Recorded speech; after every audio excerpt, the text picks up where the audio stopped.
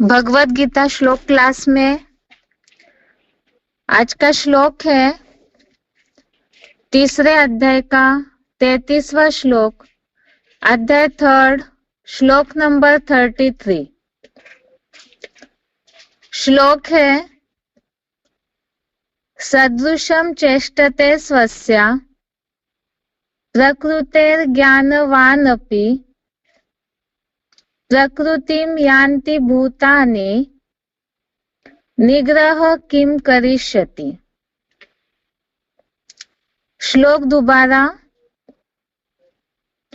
सदृशं चेष्टते स्वस्य प्रकृतेर्ज्ञानवानपि प्रकृतिं यान्ति भूतानि निग्रह किम करिष्यति। संधि विच्छेद श्लोक का। सदृशं चेष्टते स्वस्य प्रकृते ज्ञानवान अपि प्रकृतिं यान्ति भूतानि निग्रह किम करिष्यति। संधि विच्छेद दोबारा। सदृशं चेष्टते स्वस्य प्रकृते ज्ञानवान अपि प्रकृतिं यान्ति भूतानि निग्रह किम करिष्यति। शब्दों का अर्थ है ज्ञानवान अर्थात ज्ञानी मनुष्य, अपि अर्थात भी, स्वस्य अर्थात अपने,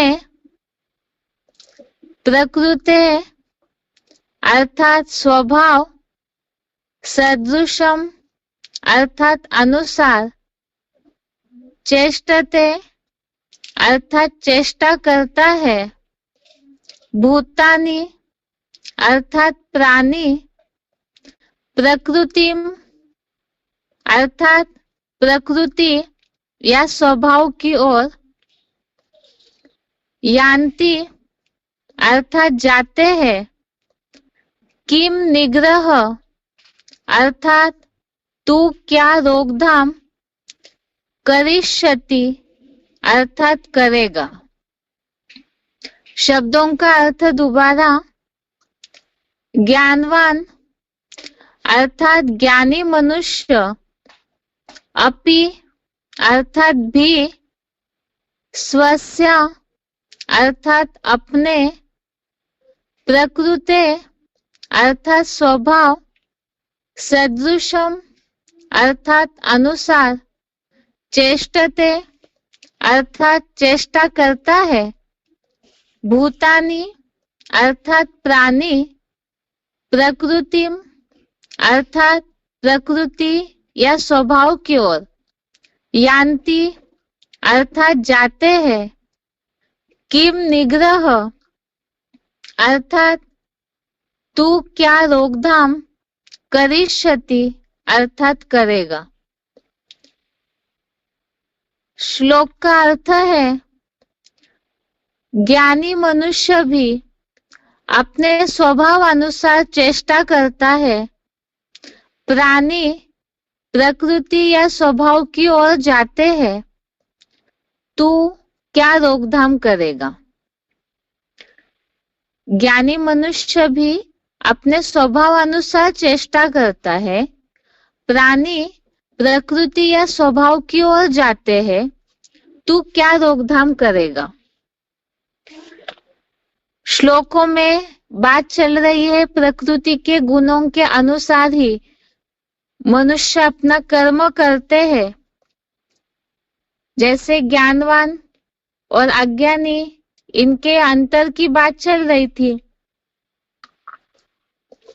इसमें खास बताया था कि अज्ञानी आसक्त होकर के कर्म करते हैं, और प्रकृति में जो सत्वतम गुण है उसके अनुसार बरबसी उनको कर्म करने पड़ते हैं।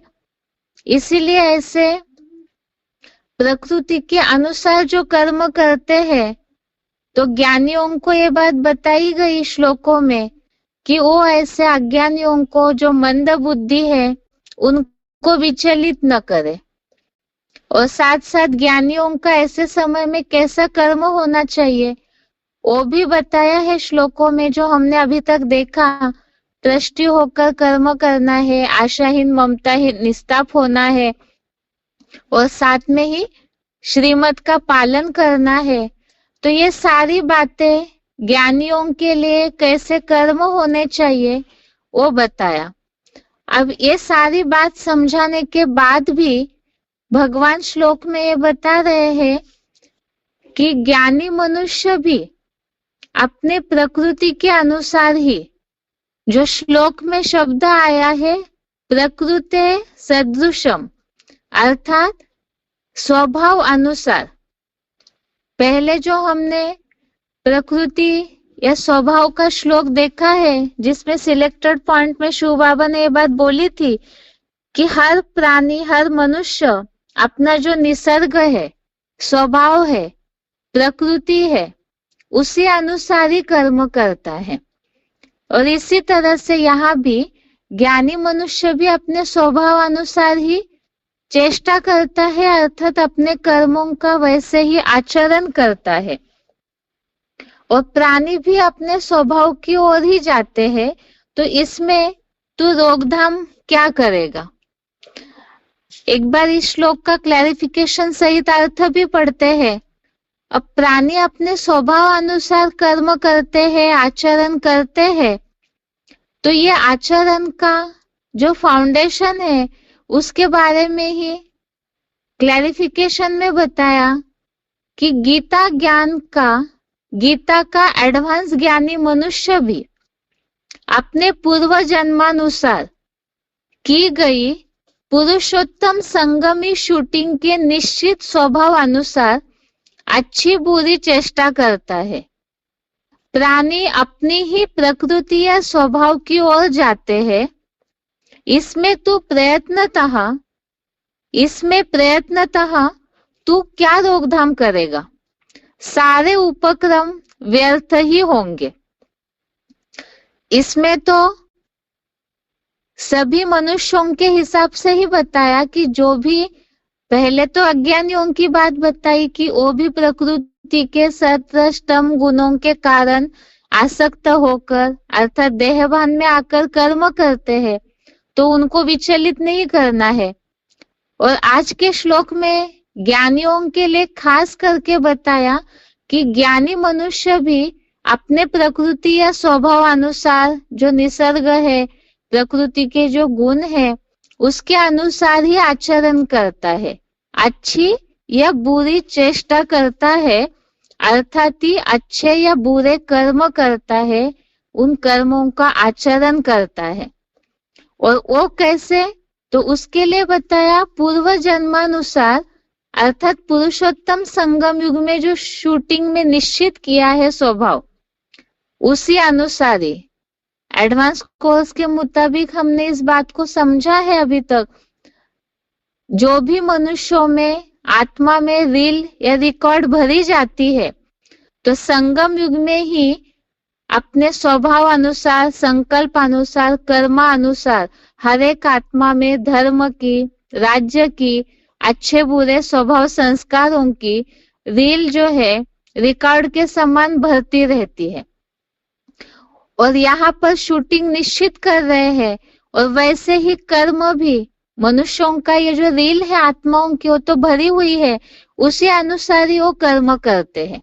इसके लिए हमने समझा है ड्रामा में जो फिक्स है उसी अनुसार ही सब कर्म करते हैं, अपने प्रकृति या स्वभाव की ओर ही सब जाते हैं। इसमें तू प्रयत्नतः रोकथाम क्या करेगा? सारे उपक्रम व्यर्थ ही होंगे, अर्थात इसमें किसी के भी कर्मों को रोक नहीं सकते हैं, बल प्रयोग नहीं कर सकते हैं, किसी को कंट्रोल नहीं कर सकते हैं, क्योंकि उनके प्रकृति में जो भरा हुआ है, जो नेचर भरा हुआ है, जो स्वभाव भरा हुआ है, तो वैसे ही कर्म करेंगे। अगर ऐसे ही है तो फिर शिव बाबा जो स्वर्ग की स्थापना कर रहे हैं, तो उसका फाउंडेशन कैसे पड़ेगा फिर? अगर किसी को भी न रोका जाए तो कलयुगी शूटिंग जो चल रही है, उससे जो परिवर्तन करना है स्वर्ग में, तो उसके लिए क्या करे फिर? दूसरी बात है कि ऐसे जो ब्राह्मणों की दुनिया में ज्ञानी मनुष्य अर्थात जो भी ब्राह्मण ज्ञान में चल रहे हैं, वो अपने स्वभाव अनुसार कर्म करते हैं, उनको रोकना नहीं है। इसके लिए मुरलियों में भी श्रीमत दिया हुआ है। सबसे पहली बात, ऐसे जो अच्छी बुरी चेष्टा करते हैं, तो खास करके रोकने की बात तो तब आती है जब कोई बुरे कर्म करते हैं।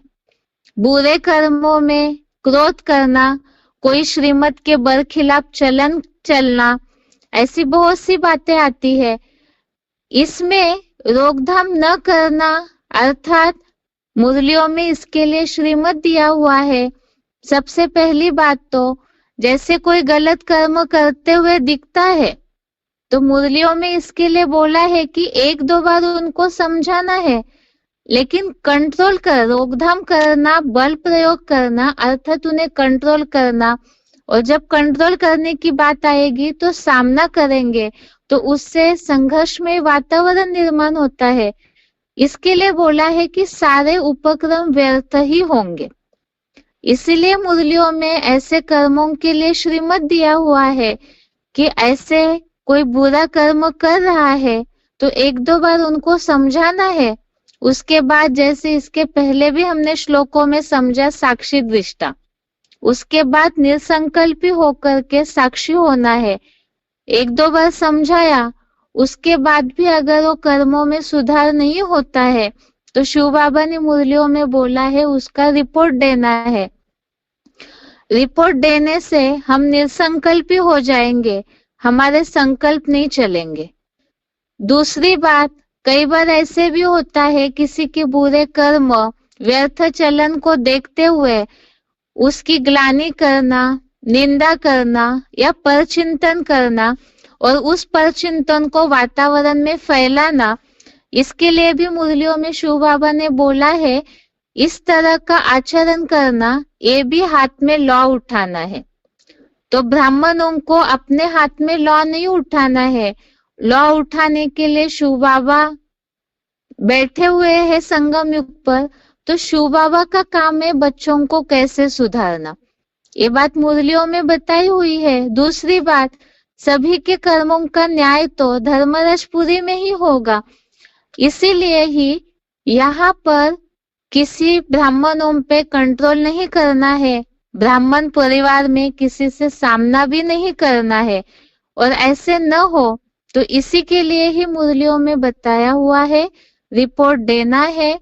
किसी को सावधान कर सकते हैं, लेकिन बल प्रयोग करना, सामना करना, वाइब्रेशन खराब करना ऐसे न हो जिससे कि ब्राह्मणों का जो संगठन संगठित हो रहा है उसमें विघ्न निर्माण हो।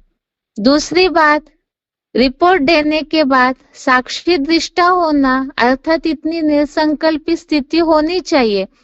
कई बार ऐसे होता नहीं है, संकल्प चलते रहते किसी की भी बुरी चलन को देखते हुए, बुरे कर्मों को देखते हुए, भाव स्वभाव को, कौन किस भाव से कौन सा कर्म कर रहा है इसे पूरी तरह से न समझने के कारण भी संकल्प चलते हैं। तो इसके लिए ही भी मुरली में बोला है अगर ऐसे निगेटिव संकल्पों से वाइब्रेशन बिगड़ता है तो इसे भी परचिंतन की लिस्ट में ही गिना गया है, क्योंकि पहले तो संकल्प में आता है, फिर वो वाचा से कहीं ना कहीं ग्लानि या निंदा की बातें फैलाते हैं। तो ये भी वास्तव में कंट्रोल करना, रोकथाम करने में ही आता है। इसीलिए ही खास बताया है या तो रिपोर्ट देना है और सावधान करके साक्षी हो जाना है। जैसे कि शिव बाबा जो अव्वल नंबर हीरो पाठधारी है, यहाँ तो खास बात भगवत गीता में अर्जुन के लिए ही बताई जा रही है, तो उसमें भी बहुत ऐसे हैं। यहाँ तो खास है कि 9 कुरियों के ब्राह्मणों की रचना हो रही है। ब्राह्मणों की संगम युगी शूटिंग पीरियड में ज्ञान सभी के बुद्धि में है। शिव बाबा ने तो पूरा ज्ञान आत्मा के पार्ट का, चलन का, कर्मों का, देवता बनने का सारा ज्ञान ही मुरलियों में दिया हुआ है। उसके बावजूद भी 9 कुरियों के ब्राह्मणों की रचना होती है, चाहे बेसिक ब्राह्मणों की दुनिया हो, चाहे एडवांस ब्राह्मणों की दुनिया हो, दोनों दुनिया में भी और लौकिक जो दुनिया है उसमें भी जो अलग अलग कैटेगरीज की रचना होती है, तो उसका कारण है कि यहाँ बीजरूप दुनिया में ज्ञान सभी के पास है, लेकिन जो आत्मा में रील धुंधी हुई है अलग अलग धर्म के धारणाओं की, और जो छिलका चढ़ा हुआ है उसके कारण ही वो अपने स्वभाव अनुसार ही जाते हैं। इसी के कारण शूटिंग पीरियड में भी कोई विरोधी बन जाते हैं, कोई कैसे भी आचरण करते हैं, लेकिन शिव बाबा उनके ऊपर कोई ऐसा कंट्रोल तो नहीं करते हैं, क्योंकि सभी प्राणी अपने स्वभाव अनुसार ही अपना आचरण करते हैं। इसीलिए बोला हुआ है कि ड्रामा हुबहू रिपीट होता है, तो उसमें साक्षी होकर के देखना है। लेकिन इसका मतलब ये नहीं कि हम प्राणी अपने स्वभाव अनुसार ही जाते हैं, ऐसे अन्यर्थ लेकर के हम गलत कर्म ही करते रहे। हमें अपना भविष्य ड्रामा नहीं पता है। राजधानी तैयार हो रही है, तो उस राजधानी में अपना पद निश्चित करने के लिए यहाँ हम अपना भविष्य नहीं जानते हैं, इसीलिए ही अच्छे कर्म करने की ज्ञान अनुसार अपने आत्मा में अच्छा रिकॉर्ड नोन करने की पूरी कोशिश करनी है। यहाँ तो शिव बाबा ने मुरलियों में बताया है, संगम युग में तो असंभव कुछ भी नहीं है। यहाँ ये श्लोक केवल इस हिसाब से भगवत गीता में बताया है ताकि इसके चलते सभी के अच्छे बुरे स्वभाव संस्कारों के चलते जो संघर्ष का वातावरण बनता है उसमें किसी पे कोई बल प्रयोग न करे। रोकथाम करने से भी कुछ नहीं होगा, संघर्ष होगा। इसीलिए ही खास सभी को अपने कर्मों के लिए छोड़ दिया है, क्योंकि अपनी आत्मा में रील भर रही है। लेकिन ज्ञान के अनुसार पूरी तरह से हम अपना भविष्य ड्रामा न जानते हैं, इसीलिए ज्ञान के अनुसार पूरा यही पुरुषार्थ करना है कि हम अपने बुरे संस्कारों के छिलके को, एडवांस ब्राह्मण तो जानते हैं कि बीजों के ऊपर अलग अलग धर्मों के संकर रंग का छिलका चढ़ा हुआ है, तो छिलके को पूरा उतार के अपने ज्ञान योग बल से राजधानी में जो स्थापना हो रही है देवता धर्म की, उसमें अच्छा पुरुषार्थ करके अच्छा पद पाने की कोशिश करनी है, अच्छा पुरुषार्थ करना है। बाकी आसपास जो ब्राह्मणों के संगठन का वातावरण है उसका रिपोर्ट दे करके निश्चिंत होकर के अपना पुरुषार्थ करना है।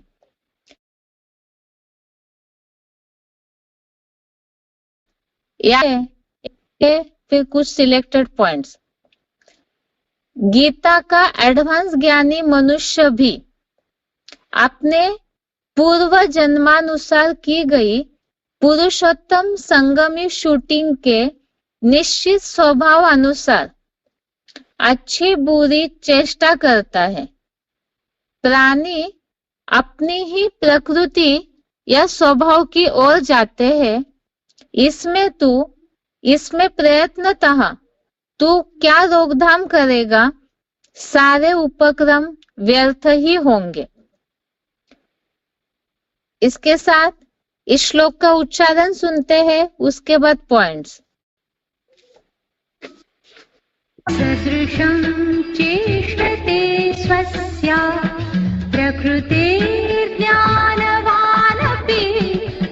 प्रकृतिं यान्ति भूतानि निग्रह किं करिष्यति। गीता का एडवांस ज्ञानी मनुष्य भी अपनी पूर्व जन्मानुसार की गई पुरुषोत्तम संगमी शूटिंग के निश्चित स्वभाव अनुसार अच्छी बुरी चेष्टा करता है। प्राणी अपनी ही प्रकृति स्वभाव की ओर जाते हैं। इसमें तो प्रयत्नतः क्या रोकथाम करेगा, सारे उपक्रम व्यर्थ ही होंगे। सदृशं चेष्टते स्वस्या प्रकृतेर्ज्ञानवानपि प्रकृतिं यान्ति भूतानि निग्रह किं करिष्यति। गीता का एडवांस ज्ञानी मनुष्य भी अपनी पूर्व जन्मानुसार की गई पुरुषोत्तम संगमी शूटिंग के निश्चित स्वभाव अनुसार अच्छी बुरी चेष्टा करता है। प्राणी अपनी ही प्रकृति स्वभाव की ओर जाते हैं। इसमें तो प्रयत्नतः क्या रोकथाम करेगा, सारे उपक्रम व्यर्थ ही होंगे।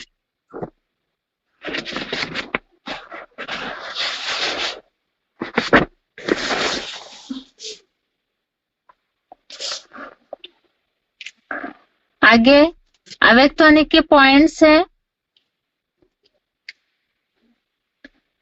कहने में समझने में ऐसे समझते हैं, वह कहते हैं कि कहाँ सीरियस होना ही पड़ता है, कहाँ कहाँ लॉ उठाना ही पड़ता है कल्याण के लिए।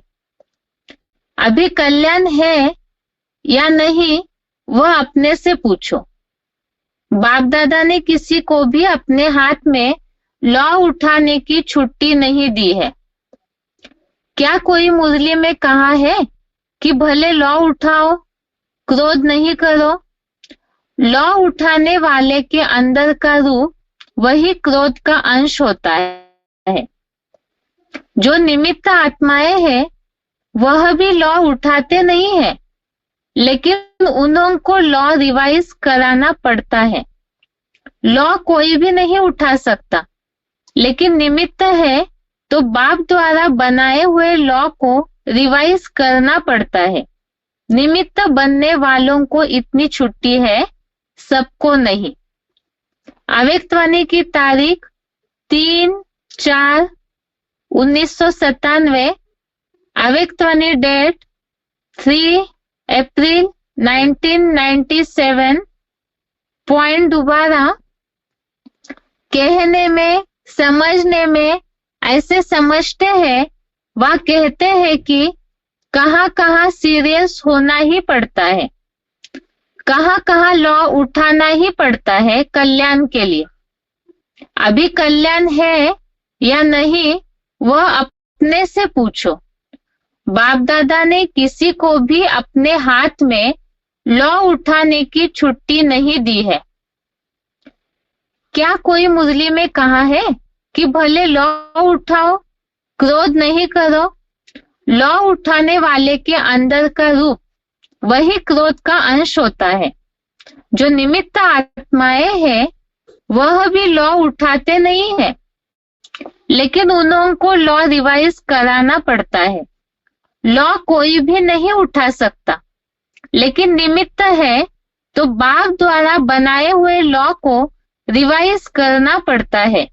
निमित्त बनने वालों को इतनी छुट्टी है, सबको नहीं। इसमें जैसे बात आई है, अब किसी के भी बुरे कर्म देखते हैं, ब्राह्मण परिवार में गलत चलन देखते हैं, तो लॉ उठाना अर्थात उनके प्रति ब्राह्मण परिवार के कोई भी सदस्य किसी भी प्रकार का एक्शन लेते हैं तो उससे लॉ उठाना कहा है। जैसे कोई क्रोध करते हैं, यज्ञ में कोई कुछ भी प्रकार की गलतियां करते हैं, तो उन्हें अपशब्द बोलना या अन्य रीति से कोई भी प्रकार के एक्शन लेना, तो इससे लॉ उठाना अर्थात अपने हाथ में कायदा लेना बोला। तो इसी के लिए बाप दादा ने बात बोली है कि किसी को भी लॉ उठाने की छुट्टी नहीं है, अर्थात किसी को भी अपने हाथ में कायदा लेने के लिए छूट नहीं दी है, रियायत नहीं दी है, कंसेशन नहीं दिया है। लॉ रिवाइज करने का कार्य भी निमित्त आत्माओं को दिया हुआ है, जिन्हें शिव बाबा ने निमित्त बनाया है, उन्हें भी केवल लॉ रिवाइज करने के लिए बोला है। यहाँ लॉ, कानून, ब्राह्मणों की दुनिया का लॉ या ब्राह्मणों की दुनिया का कानून है मुरलियों का श्रीमत। मुरलियों में जो भी डायरेक्शन दिए हुए हैं, तो वो श्रीमत को रिवाइज करके बताने का काम भी निमित्त आत्माओं को दिया हुआ है। इसके लिए ही बताया कि लॉ अपने हाथ में उठाना, अर्थात किसी भी प्रकार की ब्राह्मणों की कोई भी चलन को देख करके कोई भी प्रकार की ब्राह्मण परिवार के सदस्य एक्शन लेते हैं तो उसे लॉ उठाना कहा। और ये लॉ उठाना भी कहीं ना कहीं क्रोध का अंश है। इसीलिए शिव बाबा ने, बाप दादा ने बात बोली है अव्यक्त वाणियों में, लॉ उठाने की छुट्टी किसी को नहीं है, केवल निमित्त आत्माओं को लॉ रिवाइज करने के लिए बोला है। अगला पॉइंट है मुरली तारीख 10 दिसंबर 1968, मुरली डेट 10 दिसंबर 1968। पॉइंट है बाबा कहे यह काम न करो, मानेंगे नहीं, जरूर उल्टा काम करके दिखावेंगे। राजधानी स्थापन हो रही है, उसमें तो हर प्रकार के चाहिए ना। पॉइंट दोबारा, मुरली तारीख 10 दिसंबर 1968, बाबा कहे यह काम न करो, मानेंगे नहीं, जरूर उल्टा काम करके दिखावेंगे। राजधानी स्थापन हो रही है, उसमें तो हर प्रकार के चाहिए ना। इसमें जैसे राजधानी में वैरायटी प्रकार के चाहिए। राजधानी के जो पद बन रहे हैं, अलग अलग धर्मों की जो 9 कुरियों के ब्राह्मण हैं, और राजधानी में जो भी राजा से लेकर दास दासी चांडाल तक पद बनते हैं, तो ये पद बनने का कारण भी है हर ज्ञानी मनुष्य अपने स्वभाव अनुसार ही जाता है। ज्ञान सुनते हैं, समझते हैं, लेकिन उसे धारणा करने में सब नंबरवार हो जाते हैं। अर्थात ही अपने स्वभाव अनुसार ही, अपने शूटिंग में जो उनके आत्मा में रील भरी हुई है, उसी अनुसार ही वो आचरण करते हैं।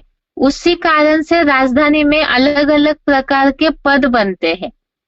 तो ऐसे ही जैसे अलग अलग धर्मों में कन्वर्ट होने की शूटिंग भी संगमयुगी ब्राह्मणों की दुनिया में ही फाउंडेशन पड़ता है, ऐसे समय में शिव बाबा को पहचान कर बहुत ऐसी आत्माएं हैं जो विरोधी पार्टियों में जा रही है, विरोध करते हैं, अलग अलग प्रकार का जो भी आचरण करते हैं ब्राह्मणों के संगठन में, उसके बावजूद भी शिव बाबा तो उन्हें रोकथाम नहीं करते हैं, क्योंकि सभी को बाबा ने मुरलियों में ये बात बोली है।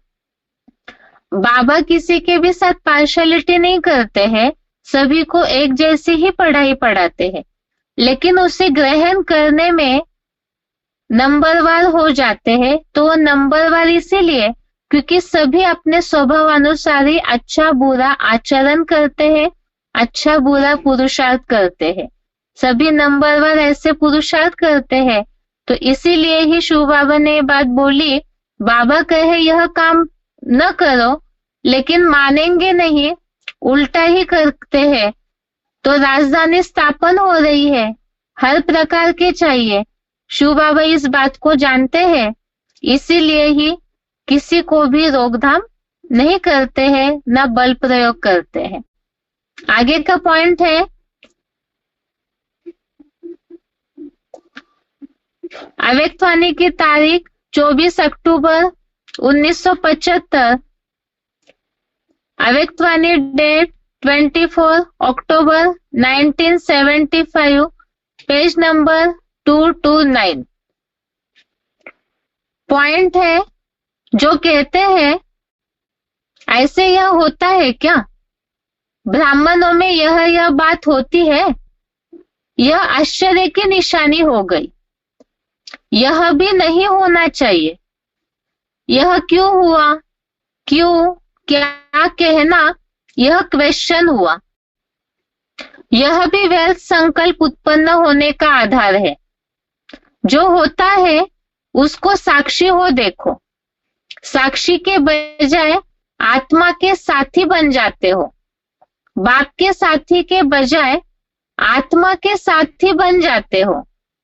जितना समय आत्मा के साथी, उतना समय बाप के साथी नहीं बनेंगे। यह खंडित योग हो जाता है। खंडित चीज फेंकने वाली होती है। वही मूर्ति जो पूजने योग्य होती है, जब वह खंडित हो जाती है तो उसकी कोई वैल्यू नहीं होती।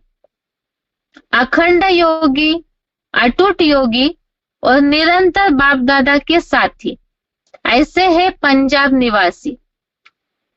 पॉइंट दोबारा, अव्यक्तवाणी 24 अक्टूबर 1975, जो कहते हैं ऐसे यह होता है क्या? ब्राह्मणों में यह बातें होती है। यह आश्चर्य की निशानी हो गई। यह भी नहीं होना चाहिए। यह क्यों हुआ? क्यों, क्या कहना, यह क्वेश्चन हुआ। उत्पन्न होने का आधार है। जो होता है उसको साक्षी हो देखो। साक्षी के बजाय आत्मा के साथी बन जाते हो। बाप के साथी के बजाय आत्मा के साथी बन जाते हो। जितना समय आत्मा के साथी, उतना समय बाप के साथी नहीं बनेंगे। यह खंडित योग हो जाता है। खंडित चीज फेंकने वाली होती है। वही मूर्ति जो पूजनीय योग्य होती है, जब वह खंडित हो जाती है तो उसकी कोई वैल्यू नहीं होती। अखंड योगी, अटूट योगी और निरंतर बाप दादा के साथी, ऐसे है पंजाब निवासी। ये पॉइंट में जैसे बताया, अब ज्ञानी है, ज्ञान में चल रहे हैं सभी ब्राह्मण, लेकिन फिर भी कोई ना कोई व्यर्थ चलन चलते हैं, क्योंकि आत्मा तो किसी की संपन्न नहीं बनी है। इसके कारण से सभी देहभान के कारण जो भी अलग अलग वैरायटी प्रकार की चलन चलते हैं, कर्म करते हैं, तो इसमें ये प्रश्न निर्माण होता है, ऐसे क्यों हुआ? इस तरह से ये जो बातें मन में आती है, ब्राह्मणों के संगठन में तो ये होना नहीं चाहिए। इस तरह के प्रश्न मन में आना, ये व्यर्थ संकल्प उत्पन्न होना है। तो ये प्रश्न भी निर्माण नहीं होना चाहिए, क्योंकि इसके लिए भी शिव बाप दादा ने बोला है कि ये सब ड्रामा को भी साक्षी होकर के देखना है। अगर साक्षी होना अर्थात निसंकल्पी स्टेज, जो बताया हमने, इसके पहले भी सिलेक्टेड पॉइंट देखे हैं, आत्मा की बिल्कुल आत्मिक स्टेज में रह करके सबके कर्मों को देखना आना चाहिए।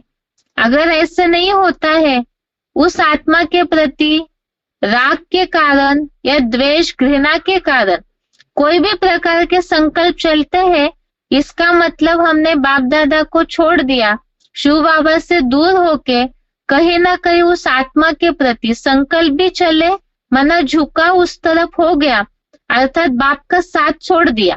तो अव्यक्तवाणी में यही बात बोली कि बाप दादा को छोड़ा अर्थात योग टूट गया। तो ऐसे जो खंडित योगी है ये होते हैं। इसीलिए खास बात बताई, साक्षी दृष्टा होना, इसकी आवश्यकता है। आगे इस श्लोक से रिलेटेड ही सिलेक्टेड पॉइंट, वार्तालाप नंबर है 807, डिस्कशन नंबर 807। कि अच्छे कर्म करेंगे तो स्वर्ग में जाएंगे, और बुरे कर्म करेंगे तो नरक में, पाताल में, गड्ढे में जाएंगे। ये पृथ्वी लोक भी अभी ब्राह्मणों की दुनिया में साबित होता है या नहीं साबित होता है? साबित होता है। फिर तीसरा लोक है पाताल लोक। जो पाताल लोक में कौन रहते हैं? राक्षस रहते हैं, वहां राक्षसों का राज्य है। यथा राजा तथा प्रजा, वहां कंट्रोल करने वाले भी राक्षसी स्वभाव के और कंट्रोल्ड होने वाले भी राक्षसी स्वभाव के।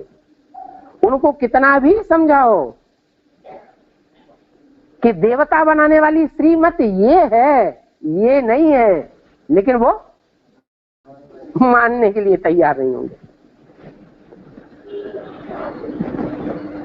तो ब्राह्मणों की संगम युग दुनिया में तीनों ही लोगों की शूटिंग हो रही है। और राक्षसों का स्वभाव संस्कार ऐसा है कि दूसरों को दुख देना, दूसरों को तंग करना, दूसरों को परेशान करना, ये उनके स्वभाव संस्कार में, उनके खून में भर गया है। वो इसको बुरा नहीं समझते। जैसे कोई कसाई के घर में पैदा हुआ बच्चा बड़ा हो जाता है और अपने बाप का धंधा धोरी करता है, तो उसे जानवरों को काटना, गाय को काटना पाप समझता है या अपना धंधा समझता है? धंधा समझता है। ऐसे ब्राह्मण भी हमारी ब्राह्मणों की दुनिया में मौजूद हैं। अभी ज्यादा संख्या उनकी बेसिक में है क्या? फिर ऐसा भी टाइम आएगा कि एडवांस ब्राह्मणों की दुनिया में हर प्रकार के धर्म के बीज यहां भी दिखाई देंगे।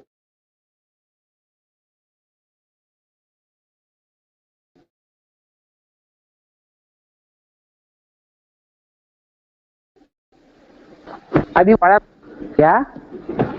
लालने के पांव पालने में ही मालूम पड़ जाते हैं।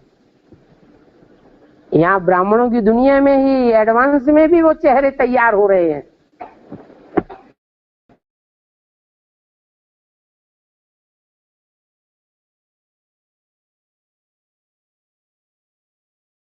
झगड़ा जरूर डालेंगे।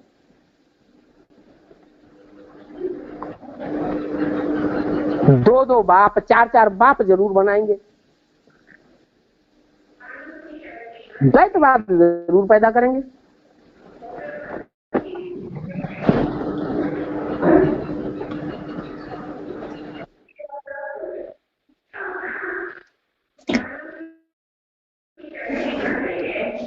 अभी के जैसे पॉइंट में शिव बाबा ने बताया कि ब्राह्मणों की दुनिया में भी किस तरह से चलन चलते हैं, राक्षसों का भी फाउंडेशन पड़ता है, द्वैतवाद डालते हैं, वो भी अपने स्वभाव संस्कारों के कारण ही। तो ये वैरायटी चलन का खास कारण है, अपने स्वभाव की ओर जाते हैं। आगे का पॉइंट है selected point number 795, selected point number 795। दैवी गुण भी जरूर धारण करने हैं, नहीं तो एडवांस पार्टी में खास बंदरों की सेना है।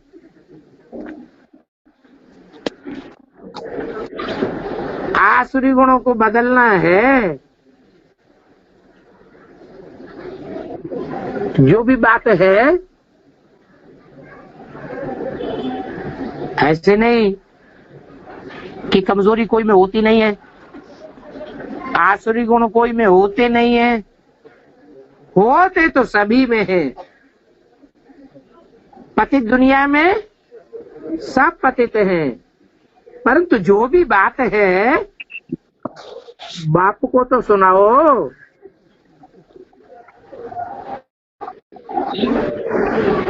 नहीं तो तुम निंदा करके और भी बिगड़ते जाते हो। अपनी बात हो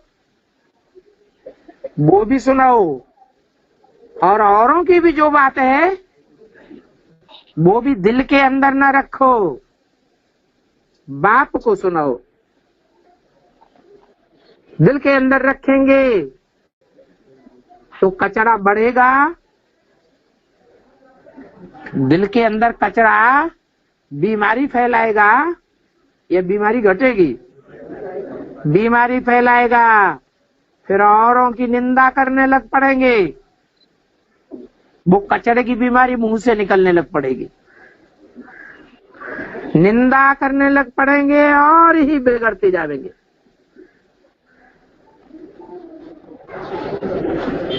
औरों की निंदा करके ला अपने हाथ में मत उठाओ। जरमुई जगमुई की बातों में अपना टाइम वेस्ट मत करो। इसको पढ़ाई नहीं कहा जाता है, ये तो शैतानी है। जो भी शैतानी की बात देखी या सुनी वो बाप को सुना दो, तुम फ्री हो जाओ। बाबा जाने, उल्टा पलटा काम करने वाले बच्चे जाने, हमारी जिम्मेवारी खत्म। तुम अपने पुरुषार्थ में लग जाओ।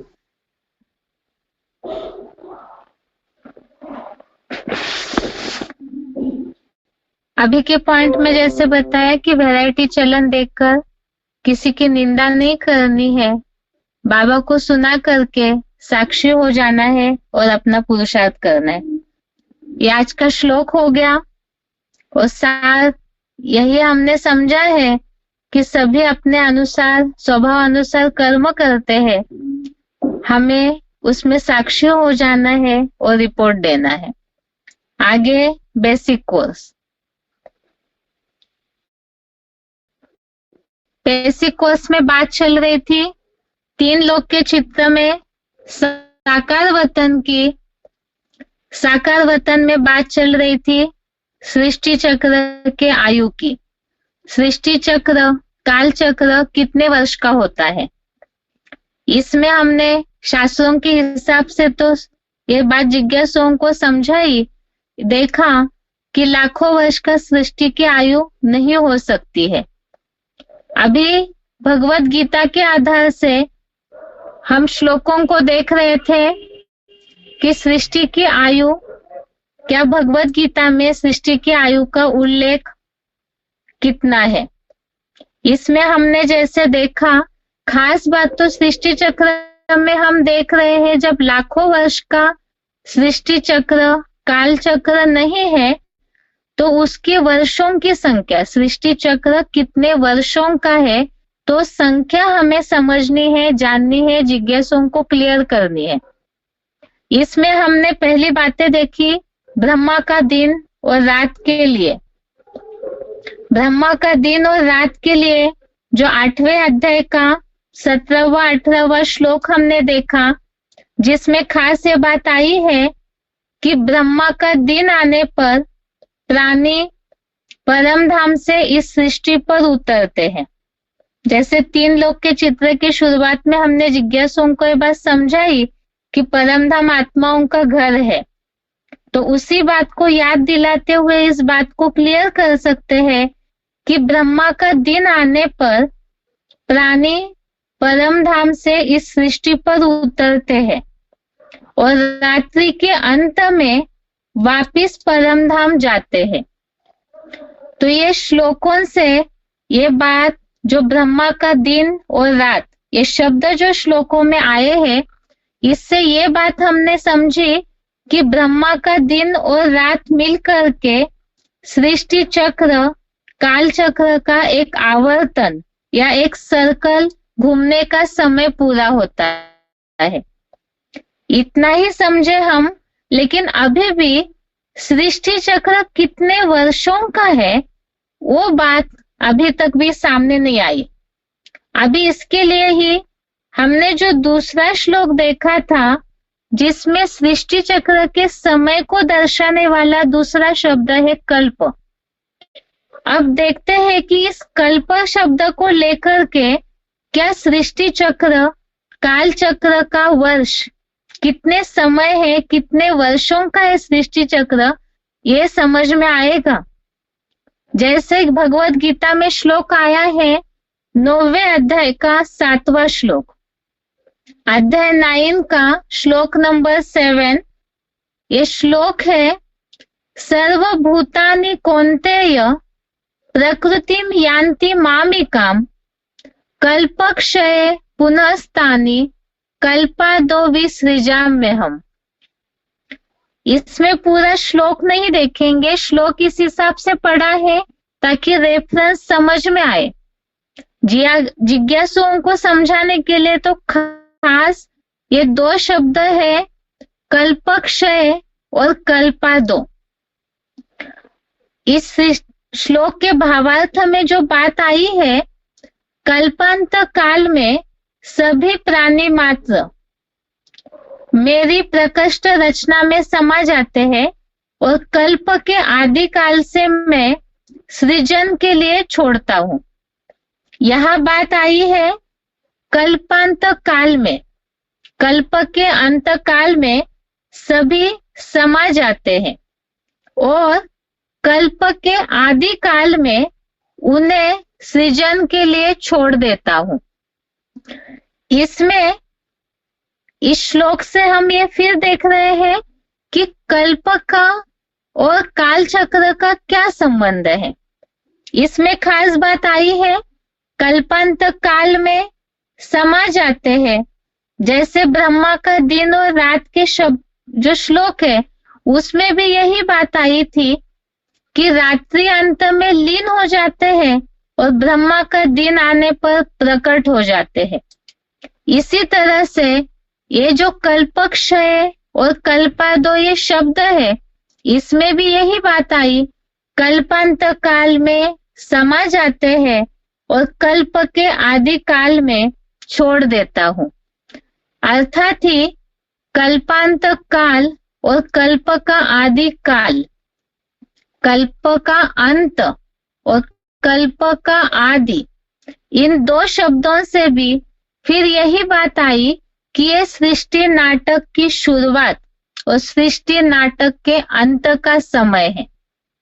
दोबारा इस बात को रिपीट कर रहे हैं, श्लोक आया हुआ है, ये श्लोक का केवल जो शब्द हमें कोर्स में समझाने हैं उसे देखते हैं।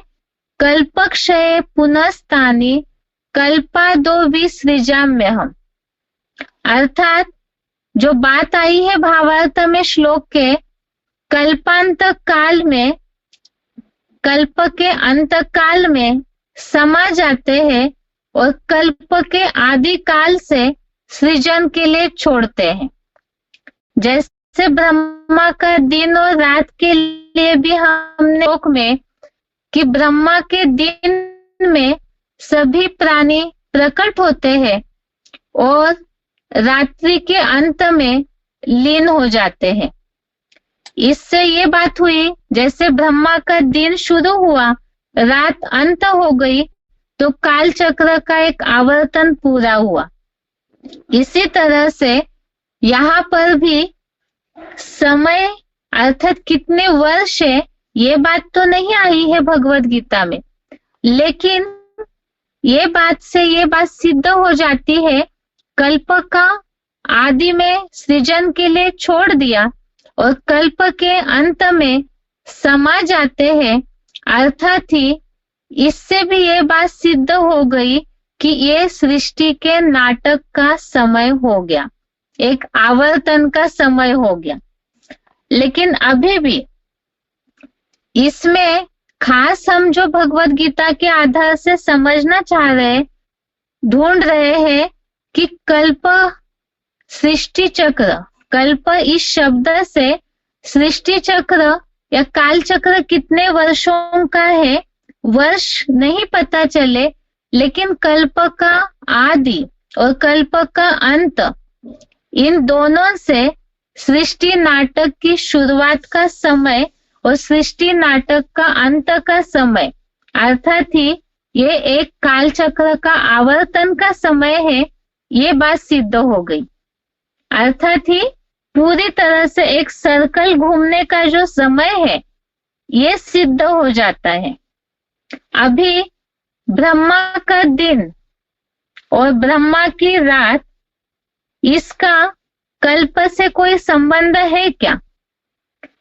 श्लोक, भगवत गीता के जो श्लोक हमें मिले हैं सृष्टि चक्र का समय दर्शाने वाले, तो इसमें ब्रह्मा का दिन और रात और कल्प, इनका आपस में कोई संबंध है क्या, इसे देखते हैं।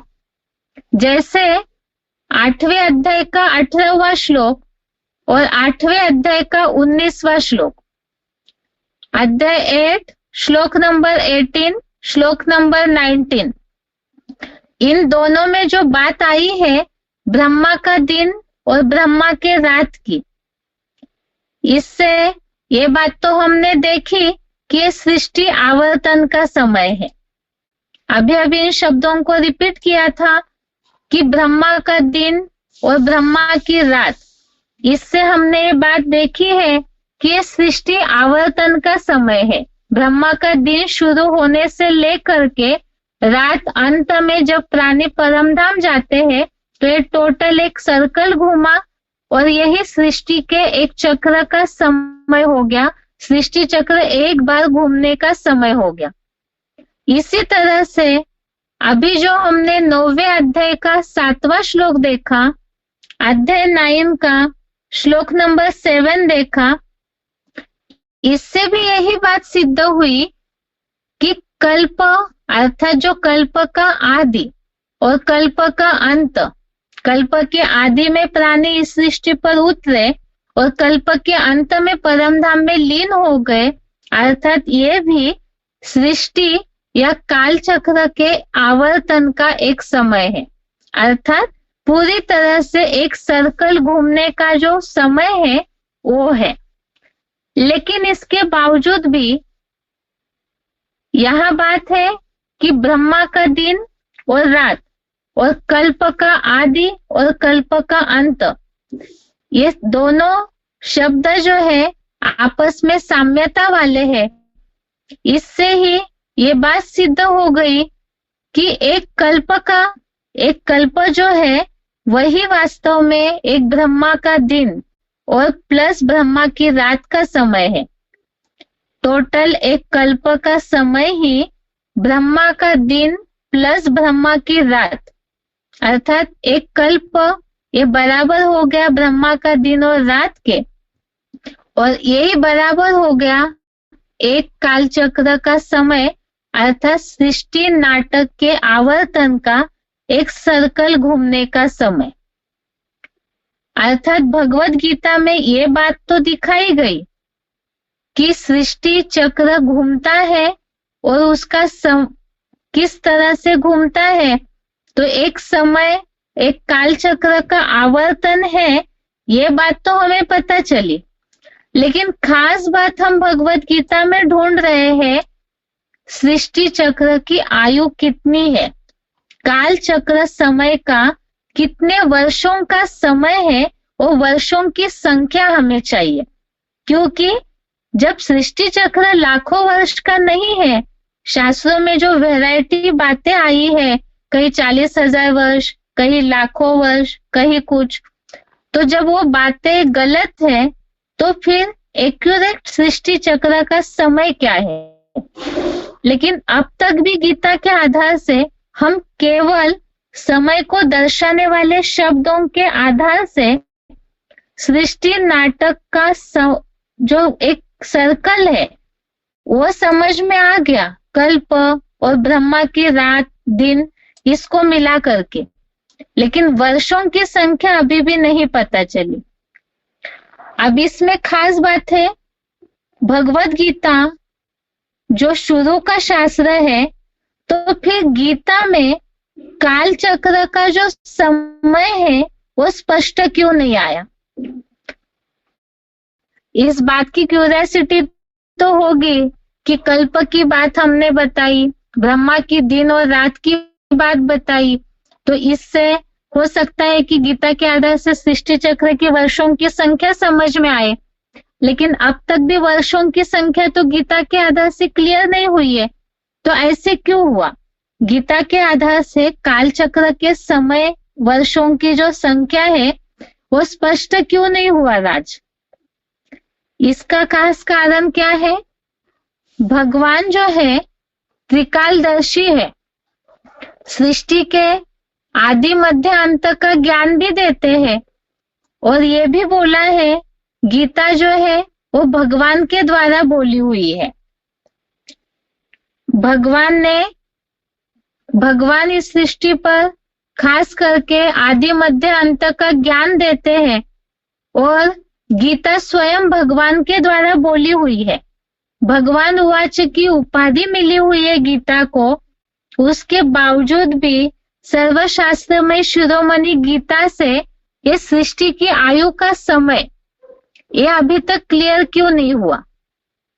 इसका खास कारण है गीता जो है भगवान के द्वारा बोली तो है, भगवान ने ओरली गीता को बोला है, इसलिए भगवान उवाच बताया है। लेकिन भगवान आकर के कोई शास्त्र धर्म ग्रंथ लिखते तो नहीं है। गीता जो है वो भगवान ने लिखी नहीं है, केवल बोली है, लेकिन लिखने का काम तो मनुष्यों ने किया है। जैसे कोई धर्म पिता आते हैं तो वो केवल बोलते हैं, धर्म का प्रचार करने के लिए अपने भाषण देते हैं, लेकिन वो बैठ करके कोई धर्म ग्रंथ नहीं लिखते हैं, केवल बोलते हैं। और उनके जो फॉलोअर्स है वो फिर धर्म ग्रंथ लिखते हैं, जैसे कि बाइबल है, कुरान है। तो अलग अलग धर्मों के ग्रंथों को उनके धर्म पिताओं के फॉलोअर्स ने लिखा है। इसी तरह से भगवद गीता बोली तो है भगवान ने, इसीलिए उसे भगवान उवाच की उपाधि मिली हुई है।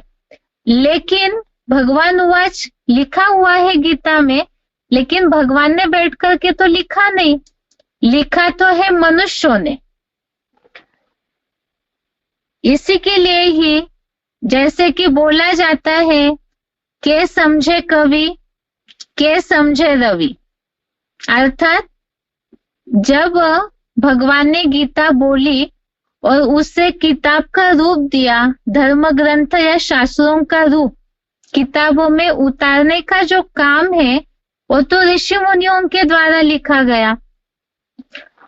अभी जैसे शुरुआत के समय के जो कवि थे, जो भी शास्त्र वगैरह बनते गए, तो कवियों की भाषा जो थी उस समय के हिसाब से अलंकारिक थी, काल्पनिक और प्रतीकात्मक थी।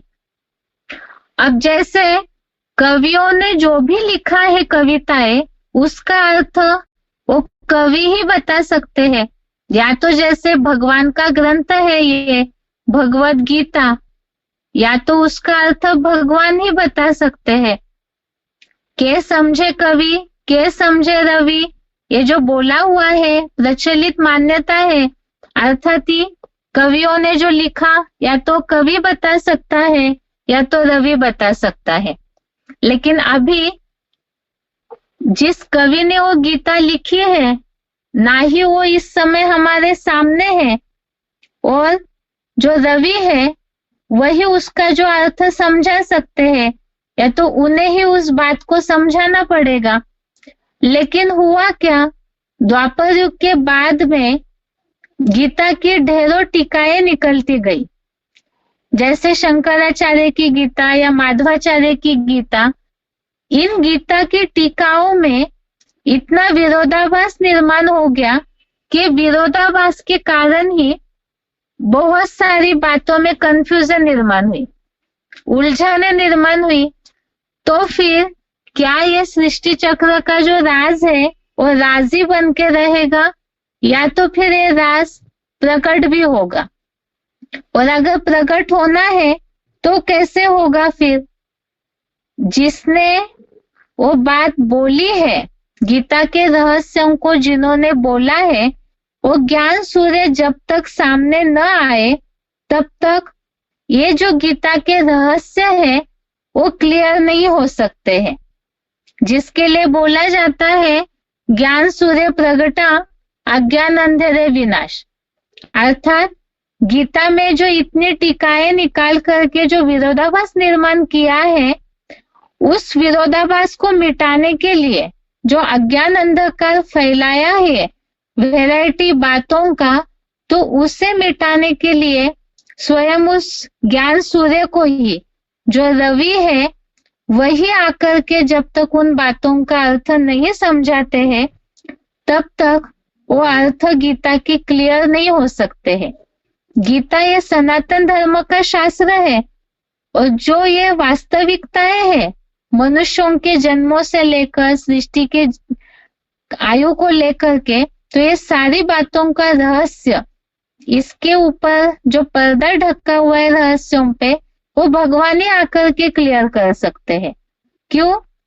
क्योंकि जिस कवि ने उसे भगवान की बातों को किताब के रूप में उतारा है, वो भी मनुष्य है, और वो जन्म मरण के चक्र में आने के कारण भूल गए हैं। इसीलिए ही भगवान को ही स्वयं अपनी बातों का रहस्य स्पष्ट करना होता है। लेकिन वो कब करेंगे? इसके लिए ही भगवान ने गीता में इस बात का इशारा भी दिया हुआ है कि वो स्वयं आकर के ऐसा अज्ञान अंधकार का विनाश करते हैं, ज्ञान दीपक भी देते हैं। तो कैसे विनाश करते हैं, उस बात को हम कल के क्लास में समझते हैं। आज के लिए गीता क्लास यहाँ तक ही। ओम शांति।